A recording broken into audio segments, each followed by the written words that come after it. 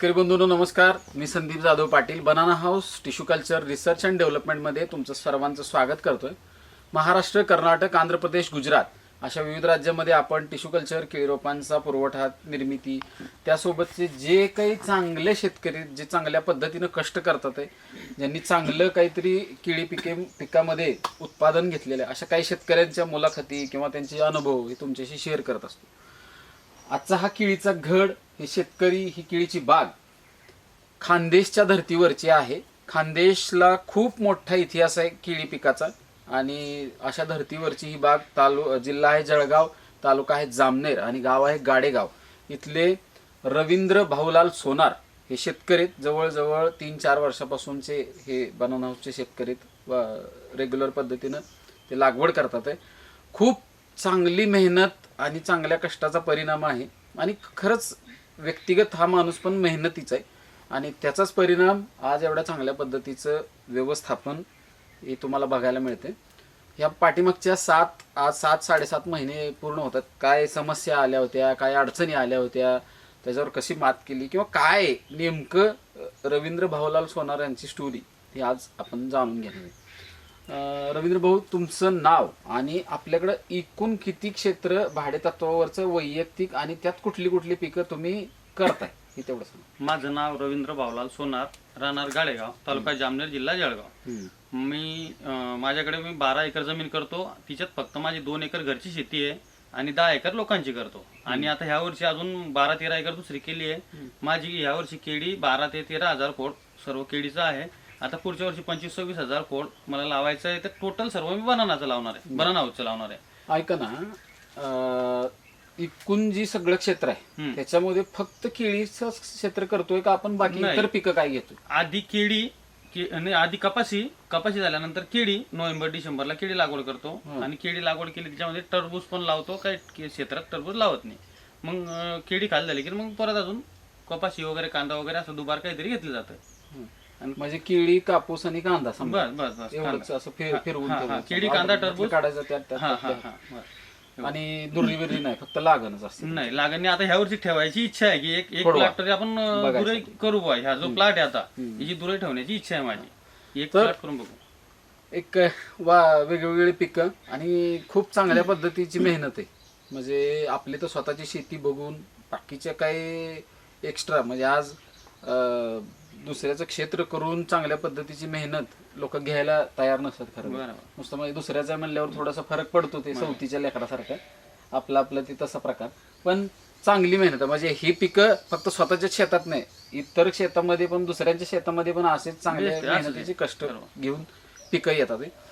तर हा जो केळीचा फक्त बाग आहे ह्याच्यामध्ये आधी काय होत? आधी कपाशी होती हिच्यामध्ये. बरं. कपाशी काढल्यानंतर 1 डिसेंबरला आपण केळीची लागवड केली. केळी आधी टरबूज. क्षेत्र कसं तयार केलं होतं कपाशीला? कपाशी काढली आणि लगेच कपाशी पेटून शेणी नागरती केली, रोटर केलं, बेड पाडून मल्चिंग टाकून आधी रोपं लावले केळीचे. 1 महिन्यानंतर मल्चिंग टाकला. 1 महिन्यानंतर मल्चिंग टाकून म्हणजे रोप लावल्यानंतर 1 महिन्यानं मल्चिंग टाकलं आणि ते टरबूज लागवड केली होती. म्हणजे 1 महिन्याचा फरक होता. आधी केळी नंतर टरबूज लागलं. नंतर टरबूज लागलं. तर आंतरपीक इथं घेण्यात आलं होतं. साधारणपणे किती टरबूजाची रोपं आणि किती केळीची रोपं बसवली होती आपण? इथं 7,500 केळीची रोपं लागले आणि तिच्यात 2 झाडाच्या अंतरामध्ये 2 बिया लावल्या जातात. आपल्या समजा मी रोप लावत नाही, मी बीज लावतो. म्हणजे 15-16 हजार बी लागलं होतं आपलं. बरं. टरबूजचं 15 ते 16 हजार लागलं. साधारणतः वजनातलं उत्पन्न काय आलं त्यातलं? टरबूज वजन अंदाजे निघाला असं? टरबुजाचं सरासरी म्हणजे वजन तर जाऊ द्या, पण जेवढा खर्च लावला तेवढंच निघालं. एक्स्ट्राचे पैसे काही निघाले नाही. 5-50 हजार रुपये उलट तोटा आहे. म्हणजे भावामुळे प्रॉब्लेम आला. काय रेट चालू होता? ते काय 5.5-6 रुपये रेट मिळाला होता त्या टायमाला.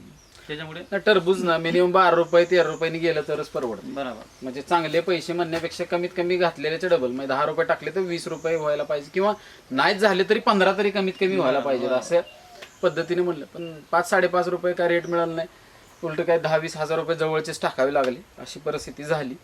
त्याच्यानंतर साधारणपणे शेणखताचा वगैरे सुरुवातीला काय वापर केला? शेणखत टाकलं ना. शेणखत 7,500 खोडाला आपण म्हणजे कमीत कमी टाकलंय कंपोस्टिंग केलं, आधी कंपोस्टिंग केलं शेणखत 3 महिन्याच्या आधी शेतात बंदरावरती शेणखत आणून ठेवलं, त्याच्यात कंपोस्ट टाकलं, धन्वंतरीचं कंपोस्ट आहे आपलं, त्याच्यात कंपोस्ट टाकलं 2 महिन्यानंतर 2.5 महिन्यानंतर कंपोस्ट झाल्यानंतर परत एक खोडा परत आपण एवढासा मुठमुठ शेणखत त्यावेळेस किती उंचीची रोपं होती? काय 2-2.5 फुटाची सुरुवातीला काय शेणखत टाकलं नाही, सुरुवातीला नाही टाकलं, जमीन तयार करताना नाही टाकलं. डायरेक्ट थेट हा, आपली स्वतःची जमीन नसल्यामुळे आपण एवढं शेणखत नाही टाकू शकत आहे ना. हा. स्वतःची जमीन असते तर आपण सावटं शेणखत ते टाकलं. पण आहे. आणि अजून दुसरी गोष्ट काय होती, जरा बुडामध्ये दिलं तर त्याची कार्यक्षमता आणि उपयोगिता पण जास्त होती. नाही तर मग ते सगळ्या शेतात ते विस्कटले, ते कुठं कोपऱ्याला जाऊन बसले ते पण समजत नाही. आणि मेन म्हटलं म्हणजे कंपोस्ट करून टाकलं ना आपण ना, कंपोस्ट म्हटलं म्हणजे जसं आपण ताकद थोडक्यात दुधापेक्षा बासून हा असं म्हणजे मोजकं जसं पाहिजे तसंच आपण त्याला दिलं, चिलेटेड सारखा हा थोडक्यात हा असं म्हणणं. नाही तर मग तिच्यात काय होतं, आपण सावटं टाकतो, म्हणजे विमणी पडते, तण बिजवाई निघते. हे कसं कंपोस्ट केल्यानंतर सर्व चेक होऊन जातं, त्याच्यातलं विमणी पण चेक होते आणि बिजवाई पण चेक होते आणि झाडाला बेस्ट लागतंय, तवरूत लागतंय, आणि ताकद वाढते. असं. ते शेणखताचा बी वापर केला. त्याच्यानंतर ज्यावेळेस म्हणजे टरबूज काढलं, पेपर सगळा फाडला असेल, रासायनिक खताचे डोस किती वेळा केलेले ह्या बागेला? रासायनिक खताचे डोस 2 वेळेस टाकले आम्ही. 2च टाकले फक्त, आणि मग ठिबक मधनं चालू राहतंय. ते सोडसाड शब्द आहे तुमच्याकडे. तो किती दिवसाच्या अंतराने? टरबूज खाली झालं समजा 2.5 महिन्यानंतर. हे सोडता किती दिवसाच्या अंतराने? दर 8 दिवसांना सोडतो. 8 दिवसांनी. 8 दिवसांना. आणि जनरली तुम्ही फवारणी किती करता झाडावरती? गडावरती 4-5 फवारणी, 3 फवारणी, जसं टायमानुसार योग्य समजा वातावरण क्लिअर असलं, मच्छर वगैरे नाही तर मग 3 फवारणी देऊन जात आहे. आणि वातावरण जर खराब आहे, बारिश एकसारखी चालू आहे, वाटतंय आपल्याला प्रॉब्लेम आहे, तर मग 4-5 फवारणी बी लागते, नाही 2 फवारणी बी होत आहे. आता सांगण्याचा एक उद्देश आहे, सुरुवातीला कसं ह्यात टरबूज होतं त्यामुळे थोडासा खर्च पण वाढला. टरबुजाचा काय, आपल्या केळीच्या रोपांचा काय, खताचा काय, मजुराचा काय, जे पण काय म्हणून रवींद्र सोनार यांनी ह्या बागेला किंवा ह्या शेतामध्ये खर्च केला असेल, एक अंदाजे लागवड केल्यापासून ह्या 7-8 महिन्यापर्यंत किती रुपयापर्यंतचा खर्च झाडावर आठवत असेल सांगा, किंवा मग एकरी नाही. एकरी नाही, झाडाचा प्रत्येक झाडाचा. आता माझा अनुभव आहे 3-4 वर्षापासून की दरवर्षी काही केलं तर 80-90-100 रुपयापर्यंत, कमीत कमी 100 रुपयापर्यंत खर्च लागतो. 100 रुपयापर्यंत 100 रुपयापर्यंत एका झाडाला खर्च लागतो. तर म्हणजे रोप लागवड केली आपण, मल्चिंग उत्पन्न चांगलं टाकलं तर चांगलं येतंय. नाही तर मग 40-50 रुपये बी खर्च करणारे लोक आहे, मग ते 8-10 किलोची रास घेणारे, काही मतलब नाही. आता आपली 3 वर्षापासून 22-23-24 ची रास बसते. म्हणजे सरासरी कसं बी धरलंय पूर्ण बागेची तर 20 ची रास येते सरासरी. 100%. हा, तर मग आपण जर थोडस खर्च केला एक्स्ट्रा तर मग रास व्यवस्थित मिळणार आहे, आणि वादा पण व्यवस्थित येतोय. खर्च नाही केला तर मग वादा पण बसत नाही. मग साधारणतः किती रुपये धरू बी खर्च अंदाजे झाडाला? एका झाडाला तुम्ही 100 रुपये पकडून जा, फुल होलसेल 100. म्हणजे आतापर्यंत 70 झाला असेल, अजून एक 30 रुपये होईल असं म्हणायचं का तुम्हाला? हा, अजून तर 2-3 महिने 30 रुपये, 80 रुपये झाला असेल आतापर्यंत, आता 20 रुपये होईल. कारण की आता मेन महत्वाचं सोर्स. आणि रोप आपले किती? सर्व 7,500 रुपये आहे आणि 4,500 बेन लावलाय. तर आता एक जनरली सांगा तुम्ही मला, ह्या आजच्या दिवसापर्यंत ह्या 7-8 महिन्यामध्ये कुठला असा एक दिवस आला होता की जिथं रवींद्र सोनार यांना आसमानी संकट आले असं वाटलं होतं? गारपीट, वारं, वादळ, आणि असं वाटलं होतं की आता काही खरं नाही, म्हणजे इथं भीती वाटली. बरोबर. आता जसे पाऊस स्टार्ट झाला जून मध्ये, तेव्हा एवढा वारा सुटला की अक्षरशः म्हणजे या बागेतले 100 झाडं पडले, आणि बाग अशी पूर्ण खालचे 4-4, 5-5 पानं असे पूर्ण फाटून गेले होते, डायरेक्ट असे करून ताणले नारळासारखे. हा, म्हणजे असं वाटलं होतं की तो त्या रात्री गेला पूर्ण बाग. पण आपलं नशीब चांगलं, तो वाचला. फक्त 5-50 झाडावरती गेला, 5-50 झाडं मोडली, नंतर येऊन गेले पूर्ण. म्हणजे शेतकरी म्हणलं तर अनंत अडचणी. ही प्रश्न विचारण्या पाठीमागचं काय आहे?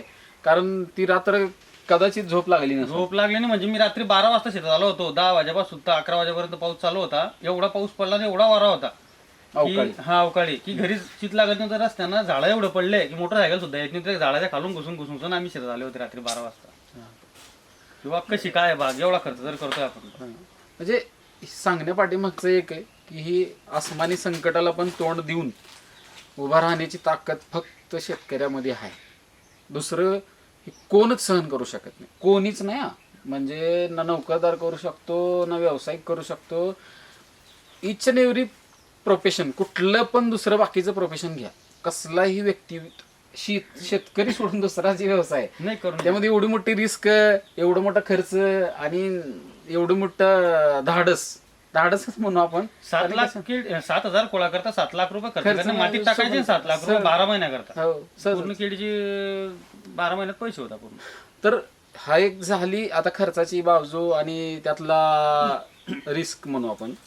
आता एक अंदाजे सांगा, म्हणजे आपण काय शूटिंग काढतोय काय, किंवा तुम्ही पण काय कधी मोठे बोलणारे नाही आणि आम्ही पण कधी मोठे बोलत नाही. मोठं आणि खोटं या दोन गोष्टी काही चालत नाही आणि त्याचा उपयोग पण नसतो. बरोबर. तर एक जनरली ह्या 7,000 काही कमी झाले समजा झाडं, मी म्हणतो एक 300-400 झाडं कडे कोपऱ्याचे आणि काय 7,500 आपण पडले तर- 7,000 पक्का धरतो. 500 झाडं आपण मरदर म्हणा, बंधाची म्हणा. ह्यातनं किती क्विंटल पर्यंतचा माल अपेक्षित आहे तुम्हाला? माझी तर अशी आहे की आता या झाडाच्या नियोजनानुसार केळ्याच्या संख्येनुसार असं वाटतं की बाबा 22-24 चिराशी येईल. सरासरी 20 धरा. हा 20 धरू आपण सरासरी. ते निसर्गाच्या हाती आता की ते आपल्याला काय देतं काय नाही आता, आणि भावा डिपेंड आहे की काय पडतं. भाव मिळू द्या, पण वजन सांगतो आपण 1400 क्विंटल पर्यंत निघेल. म्हणजे 20 किलो जरी सरासरी 7,000 पडले, वरचे 500 दिले हा तो 20 किलोची आरामशीर येईल ना सरासरी. टोटल बागेतून 1400 क्विंटल पर्यंत माल निघेल का? आरामशीर निघेल. 7-2-14 आरामशीर होईल ना. हा. तरी कमीत कमी 1400 क्विंटलची अपेक्षा आहे. शेवटी रेट काय मस्त, काल रात्री 18 होता, दुसऱ्या दिवशी सकाळी 21 पण झाला, कदाचित 15 पण होईल. हो, आणि त्याच्या आधी आता 8 दिवसाच्या आधी 27-28 पण होता ना. हो 27-28 पण होता. पण आपली समजा नोव्हेंबर मध्ये कटिंग होईल याची. बरोबर. नोव्हेंबरला. नाही नोव्हेंबर नाही, आता ऑगस्ट चालू ना, सप्टेंबर ऑक्टोबर. हा ऑक्टोबर नोव्हेंबर मध्ये कटिंग होईल. ऑक्टोबर नोव्हेंबर मध्ये त्या टायमाला दिवाळीचा पिरियड राहतो, त्या टायमात काय भाव राहता काय सांगता येत नाही. तरी पण मिनिमम मी म्हणते 15 जरी हिशोब केला तरी पण खर्च वजा जाता एक 7-8 लाख रुपयाच्या अपेक्षा म्हणजे कमीत कमी मुद्दाम. कमीत कमी. नाही दरवर्षी तर समजून घ्या, आपण मागच्या वर्षी केळी होती ना, तर 5,000 कोड जे लागलं होतं त्या टायमाला, त्याचे 5 लाख रुपये काढून आपल्याला 5 लाख रुपये शिल्लक राहिले होते. बर 10 लाख रुपये बनले होते हो 5,000 कोडाचे. आता सुद्धा समजा किती आपण म्हणतोय साधारणतः माल 14 ना, तर 15 की 15 15 30 15 ते 45 15 चौक 60 15 75 15 सक्की 90 म्हणजे हा 12 एक 15 12-15 लाख शकतात आरामात. वरचा खर्च निम्मा जरी धरला तरी 7-8 लाख रुपये 15 लाख रुपये तर कशी बी राहतात ना, काही प्रॉब्लेम नाही. 7,500 कोडाला 15 लाख रुपये कशी बी राहतात. तर हे काही फक्त म्हणजे आमच्या रोपामुळे नाही, त्यासोबत रवींद्र सोनार यांचे कष्ट त्याच्यापेक्षा जास्त महत्वाचे आहेत आणि जास्त त्याला महत्व आहे. कारण रोपं तर काय आम्ही सगळ्या शेतकऱ्यांना देतो, पण काही लोक दुर्लक्ष करतात, काही एकदम लहान मुलासारखं त्याला जपतात, सगळ्या गोष्टी करतात.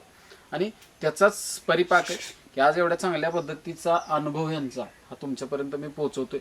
जळगावच्या धर्तीवरून, तालुका जामनेर आणि गाव आहे गाडेगाव.